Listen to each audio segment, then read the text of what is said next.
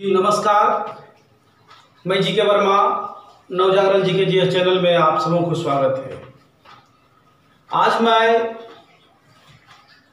वैष्णव धर्म लेकर आया हूँ, जो ये सप्ताह का हिस्ट्री का दूसरा पार्ट है। इसके पहले मैंने शैव धर्म पढ़ाया, उसके पहले मैं इतिहास में बौद्ध धर्म, जैन धर्म, इस्लाम धर्म की भी चर्चा किया। तो ये वैष्णव धर्म है और कहते हैं कि इससे आपकी क्वेश्चन बन सकती है और कई बार इससे क्वेश्चन पूछी गई है भी। तो थोड़ा आप लोग ध्यान दीजिएगा। हम लोग जो भी पढ़ाई कर रहे हैं हिस्ट्री में, ये धर्म की अगर चर्चा किया जाए तो धर्म किसी भी प्रकार की हम निजी जीवन से ना जोड़ सकते। हमें कंपटीशन में पूछती है और कंपटीशन में पूछने के कारण ही हम लोग इसको पढ़ाई करते हैं और इसके अलावा हम इसकी जानकारी प्राप्त करते हैं। तो जो भी आप लोग के अंदर अगर सवाल हो तो आप सवाल कर सकते हैं, कमेंट में पूछ सकते हैं, और वीडियो अगर अच्छा लगता हो तो आप लाइक कर सकते हैं, शेयर कर सकते हैं। तो चलिए हम देखते हैं वैष्णव धर्म। वैष्णव धर्म की जब बात आती है तो वैष्णव जो है वो भागवत धर्म को मानने वाले को ही वैष्णव धर्म कहते हैं। जो भागवत धर्म को मानते थे उसे ही हम लोग वैष्णव धर्म कहा जाता है। हम यहाँ लिख दिए हैं कि भागवत धर्म को मानने वाले को वैष्णव कहा जाता है। और वैष्णव भगवान विष्णु का आवाहन माना जाता है, यानी वैष्णव भगवान विष्णु का एक स्वरूप माना जाता है। वैष्णव धर्म की स्थापना जो हुई थी वो 6ठी शताब्दी से पूर्व मानी जाती है, 6ठी शताब्दी से पूर्व।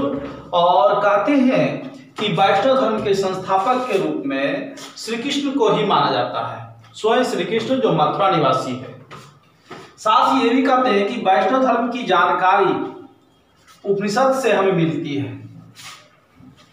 इसके विशेष तौर पे जानकारी जो है उपनिषद में हमें मिलता है। और आपको मालूम होगा कि उपनिषदों की संख्या कुल कितनी है? 108 है। महापुराणों की संख्या 18 है, ठीक है। वेदों की संख्या कितना है? 4 है। और वेदाओं की संख्या कितनी है? 6। तो इस तरह से उपनिषद की जानकारी हमें वैष्णव धर्म के विषय में मिलता है। कहते हैं वो उपनिषद जिसका नाम है छंदोग्य उपनिषद, सबसे बड़ा उपनिषद जिसे कहते हैं मुंडकोपनिषद, जिसमें सत्यमेव जयते जहां से उठाए गए हैं, जहां से लिए गए। कई बार एग्जाम में आप लोग से पूछा जाता है कि सत्यमेव जयते कहां से लिए गए हैं।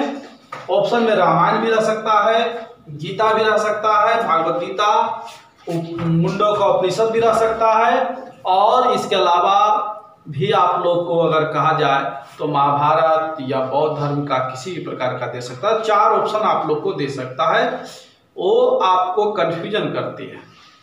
लेकिन याद रखिएगा उपनिषद मुंडकोपनिषद जहां से सत्यमेव जयते लिए गए हैं। और वैष्णव धर्म की जानकारी छंदोग्य उपनिषद से मिलता है। साथ ही साथ मथुरा के निवासी श्री कृष्ण की भी जानकारी इसी उपनिषद में मिलती है, यानी श्री कृष्ण का भी उल्लेख मुंडकोपनिषद उपनिषद में ही मिला है, छंदोग्य उपनिषद में ही हमें मिलता है। अब कहते हैं कि इसी उपनिषद में यह बताया गया है, छंदोग्य उपनिषद में ही बताया गया है कि जो श्री कृष्ण थे वह देवकी पुत्र थे, देवकी पुत्र, ठीक है ना। वो देवकी पुत्र थे और उनके गुरु थे अंगिरस, यानी श्री कृष्ण अंगिरस के शिष्य थे, देवकी पुत्र थे। वासुदेव भी इनके पिता कहे जाते हैं, लेकिन देवकी का उच्चारण कई ग्रंथों में मिलता है कि देवकी पुत्र श्री कृष्ण, और अंगिरस इनका प्रिय शिष्य, प्रारंभिक शिष्य माने जाते हैं। वैष्णव धर्म के संस्थापक यानी भागवत धर्म के संस्थापक श्री कृष्ण जो विषण कबीले के थे। श्री कृष्ण क्या थे? विषण कबीले के थे। विष्णु कबीले ठीक है ना। जैसे हम जितने भी जनजाति के लोग हैं मानव पृथ्वी पर, वो सभी ने सभी प्रारंभिक रूप से किसी न किसी कबीले से जुड़ा हुआ था। आज हम लोग एक जाति, एक प्रथा, एक धर्म, एक स्वरूप लेकर के जी रहे हैं, लेकिन आज से पहले यानी हजारों वर्ष पहले किसी न किसी रूप में हम लोग एक कबीले के रूप में जाने जाते थे। जब भारत आया था तो आर्य एक कबीले थे। आर्य में ही कई जाति, धर्म, समुदाय के लोग बढ़ते चले गए, कार्य के अनुसार, व्यवहार के अनुसार और जो क्षेत्र था वो क्षेत्र के अनुसार। इसके पहले द्रविड़ थे भारत में, जिसे सिंधु सभ्यता के रूप में हम जानते हैं। सिंधु सभ्यता की जानकारी हमें देती है। लेकिन आर्य हम लोग सभी लोग आर्य थे और आर्य कई कबीले से जुड़े हुए थे। तो श्री कृष्ण भी विष्णु कबीले के थे, याद रखिएगा। और इतना याद रखिएगा कि विष्णु कबीले के अन्य वीरों का वर्णन भी मिला है, वो वायु पुराण में। पुराणों की संख्या मैंने बताया कितना, 18। तो वायु पुराण में जो है श्री कृष्ण के अलावा, यहां लिखे हम देखिएगा, श्री कृष्ण के अलावा वायु पुराण में विष्णु कबीले के अन्य वीरों का वर्णन मिला है। विष्णु कबीले के वीरों का वर्णन मिला है श्री कृष्ण के अलावा जो भी और वीर थे। जैसे आप कह सकते हैं कि श्री कृष्ण देव की रुक्मिणी पुत्र था प्रद्युम्न। रुक्मिणी पुत्र प्रद्युम्न जो श्री कृष्ण की पत्नी रुक्मिणी थे, उन्हीं का पुत्र प्रद्युम्न, यह भी वायु पुराण में इन वीरों का वर्णन मिला है। साथ में रोहिणी पुत्र संकर्षण, रोहिणी पुत्र संकर्षण का भी वर्णन मिला है, यह भी वायु पुराण में। और प्रद्युम्न का पुत्र अनिरुद्ध, प्रद्युम्न पुत्र अनिरुद्ध, याद रखिएगा, प्रद्युम्न पुत्र अनिरुद्ध का भी वर्णन विष्णु कबीले में, विष्णु कबीले के वीरों में से एक माना गया है। तो इस प्रकार वायु पुराण में श्री कृष्ण के अलावा विष्णु कबीले का वर्णन मिला है। कहते हैं कि भारत में वैष्णव धर्म का केंद्र माना था तमिल प्रदेश। दक्षिण क्षेत्र का, भारत का दक्षिण प्रदेश का तमिल प्रदेश था, जहां वैष्णव धर्म का केंद्र माना जाता था। श्री कृष्ण जैन धर्म के तीर्थकर जो थे अरिष्टनेमी, उनके समकालीन माने जाते थे। श्री कृष्ण जो थे वो जैन धर्म के तीर्थकर अरिष्टनेमी के समकालीन भी माने गए हैं, ऐसा माना गया है। जो जैन धर्म के वो उपासक थे और जो जैन धर्म के प्रचार प्रसार में अपनी मुख्य भूमिका निभाए अरिष्टनेमी। ये क्वेश्चन आप लोग इसका आंसर दीजिएगा कि जैन धर्म के अरिष्टनेमी कितने तीर्थकर माने जाते थे। यानी 24 तीर्थकर थे।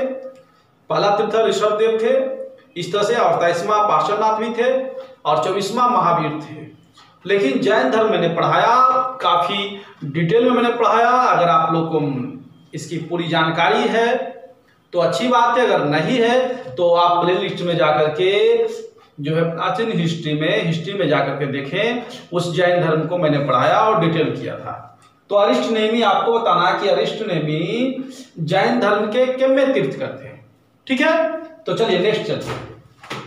कहते हैं विष्णु का उल्लेख सर्वोच्च देवता के रूप में जो है ना ऐत्रेय ब्राह्मण में बताया गया है। इसमें ऐत्रेय ब्राह्मण में विष्णु को सर्वोच्च देवता के रूप में बताया गया है, यानी वो देवताओं में सबसे श्रेष्ठ माना गया है, वो ऐत्रेय ब्राह्मण में माना गया है विष्णु को।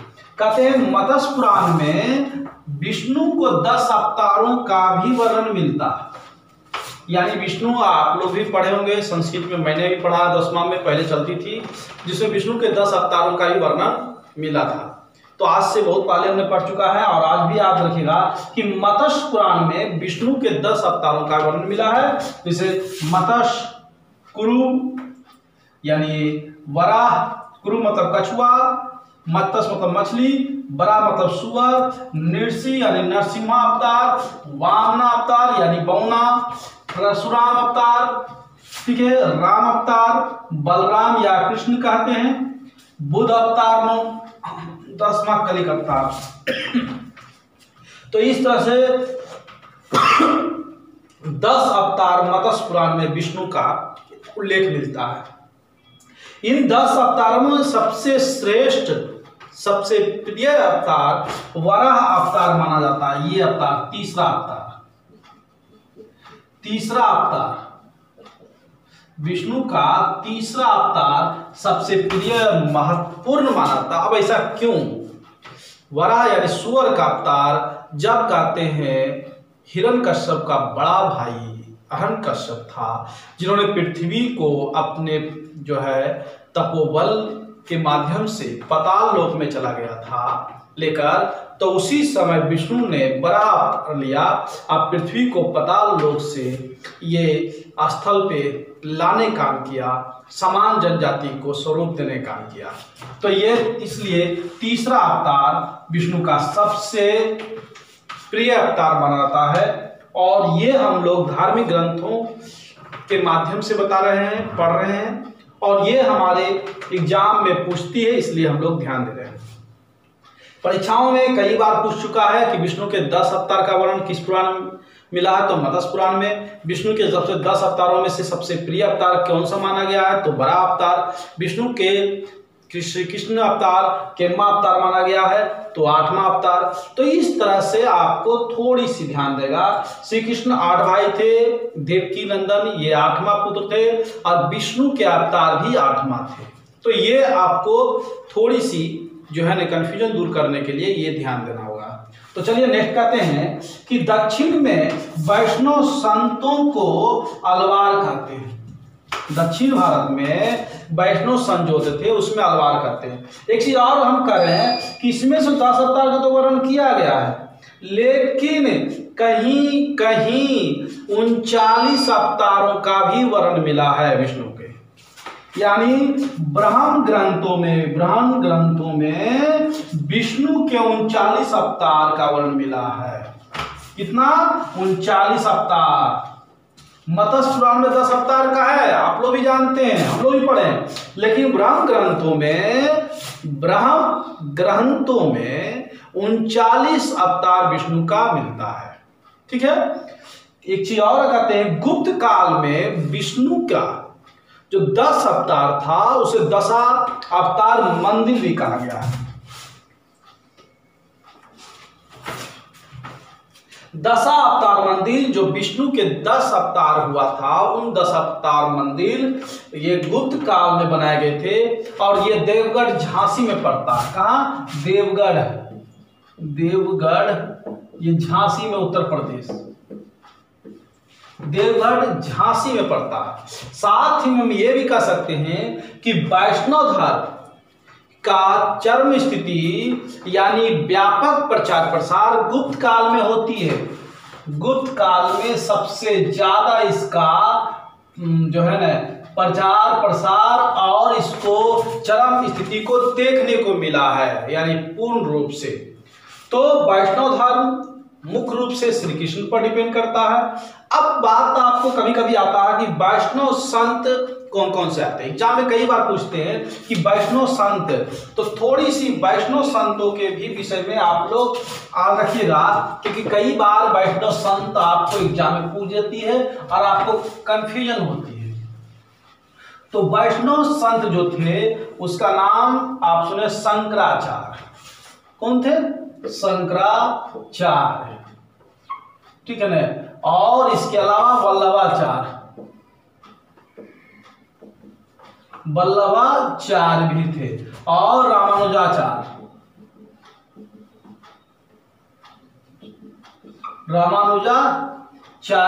भी थे, और माधवाचार्य। तो इस तरह से इत्यादि हम कह सकते हैं। इस तरह से प्रमुख संत जो थे वो वैष्णव के प्रवर्तक थे, वैष्णव धर्म को मानने वाले थे। और ये सभी कई बार क्वेश्चन आपको कंपटीशन में पूछ देती है कि इनमें से कौन से संत हैं जो वैष्णव धर्म के प्रवर्तक थे, वैष्णव धर्म के मानने वाले थे, वैष्णव धर्म के प्रचारक थे। तो इस तरह से आपको याद रखना होगा। और भागवत गीता की रचना श्री कृष्ण ने की। भागवत गीता हिंदू धर्म का पूर्ण प्रमाणित ग्रंथ माना जाता है और हिंदू ही नहीं बल्कि पूरे विश्व के सभी समुदाय, सभी धर्म, सभी जाति के लिए एक भागवत गीता, भागवत जो है एक महत्वपूर्ण हमें सीख देता है। हमारी व्यवहारिकता, आचरण जो हम हैं, हमारी भविष्य की स्थिति, हमारे भूत की स्थिति, हमारे वर्तमान की स्थिति, हमारे कर्मों की स्थिति और दुराचारी व्यवहार की स्थिति, साथ ही साथ जैसी स्थिति हम दूसरों के प्रति करेंगे स्वयं हमारे प्रति स्थिति होगा, ये सभी चीज़ों का वर्णन हमें भागवत गीता सिखा जाती है, जिसको कहा जाता है कि श्री कृष्ण स्वयं इसको लिखने काम किया, बोलने काम किया, आम जनता, जनमानस के भलाई के लिए उपदेश देने काम किया है। तो इसलिए भागवत गीता की रचना श्री कृष्ण को माना जाता है और सबसे प्रमाणित ग्रंथ मानी जाती है। तो ये वैष्णव धर्म था और मैं आशा करता हूं कि इससे जो भी क्वेश्चन अगर आपसे आएगा तो आप इसको मार सकते हैं और अच्छे से जो है क्वेश्चन का आंसर दे सकते हैं। इसके बाद मैं अगले वीडियो लाऊंगा जिसमें आपको हिस्ट्री का ही रहेगा। सिख धर्म, इस्लाम धर्म मैंने पढ़ाया, बौद्ध धर्म पढ़ाया, जैन धर्म पढ़ाया, शैव धर्म पढ़ाया, वैष्णव धर्म पढ़ाया, सिख धर्म भी आप लोग पढ़िएगा जो गुरु नानक देव से जुड़ा हुआ है। तो चलिए अगले वीडियो के लिए आप इंतजार कीजिएगा। जय हिंद, जय भारत।